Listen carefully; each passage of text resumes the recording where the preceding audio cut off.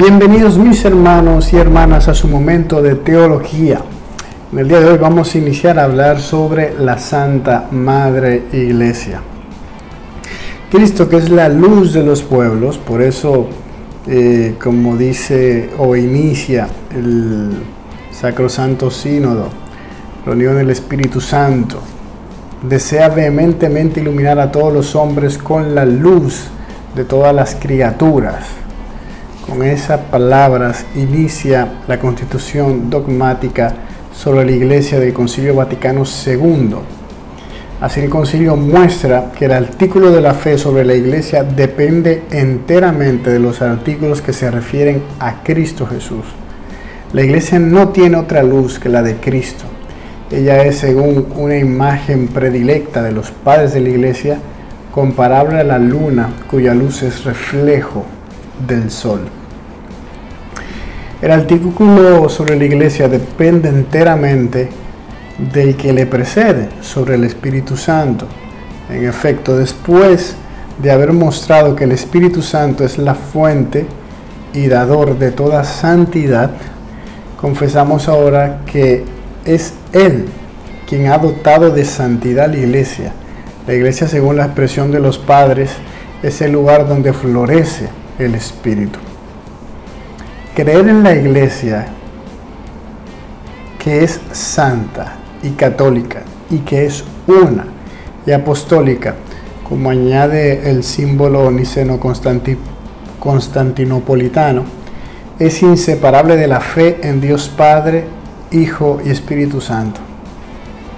En el símbolo de los apóstoles hacemos profesión de creer que existe una Iglesia santa y no de creer en la Iglesia para no confundir a Dios con sus obras y para atribuir claramente a la bondad de Dios todos los dones que ha puesto en su Iglesia. Vamos a ver la Iglesia en el designio de Dios, los nombres y las imágenes de la Iglesia. Por ejemplo, la palabra Iglesia o Eclesia, del griego ekkalein, que significa llamar fuera, significa convocación. Designa asamblea del pueblo, en general del carácter religioso, es el término que frecuentemente utilizado en el texto griego del Antiguo Testamento para designar a la asamblea del pueblo elegido en la presencia de Dios, sobre todo cuando se trata de la asamblea del Sinaí, en donde Israel recibió la ley y fue constituido por Dios como su pueblo santo, dándose a sí misma el nombre de Iglesia, la primera comunidad de los que creían en Cristo. Se conoce heredera de aquella asamblea de los judíos. En ella Dios convoca a su pueblo desde todos los confines de la tierra. El término Kyriake, del que se derivan la palabra church en inglés y Kirche en alemán, significa lo que pertenece al Señor. En el lenguaje cristiano, la palabra iglesia designa no solo la asamblea litúrgica, sino también la comunidad local o toda la comunidad universal de los creyentes. Y estas tres significaciones son inseparables, de hecho. La iglesia es el pueblo que Dios reúne en el mundo entero. La iglesia de Dios existe en las comunidades locales y se realiza como asamblea litúrgica, sobre todo en la Eucaristía. La iglesia vive de la palabra y del cuerpo de Cristo, y de esta manera viene a ser ella misma el cuerpo de Cristo. Los símbolos de la iglesia. En la Sagrada Escritura encontramos multitud de imágenes relacionadas entre sí, mediante las cuales la revelación habla del misterio de la iglesia. Las imágenes tomadas del Antiguo Testamento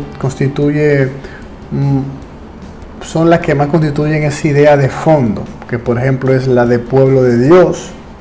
En el Nuevo Testamento estas imágenes adquieren un nuevo centro por el hecho de que Cristo es la cabeza de este pueblo, el cual desde entonces su cuerpo es el centro donde se agrupan imágenes tomadas de la vida de los pastores, también de la arquitectura, de la construcción, incluso la familia y el matrimonio.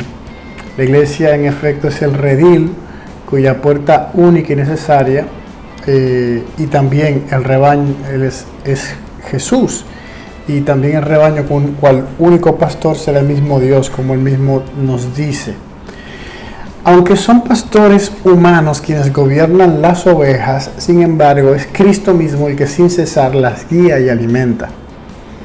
Él, el buen pastor, cabeza de los pastores que dio su vida por las ovejas, como nos dice Juan 10 del 11 al 15.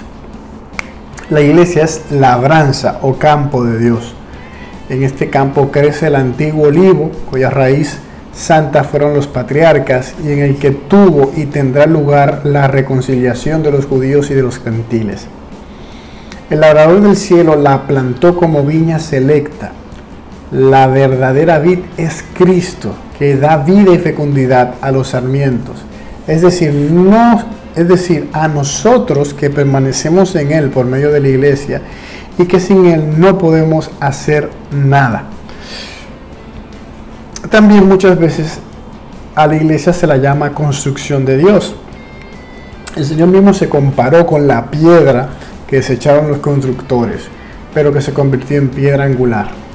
Los apóstoles construyen la iglesia sobre ese fundamento que le da solidez y cohesión.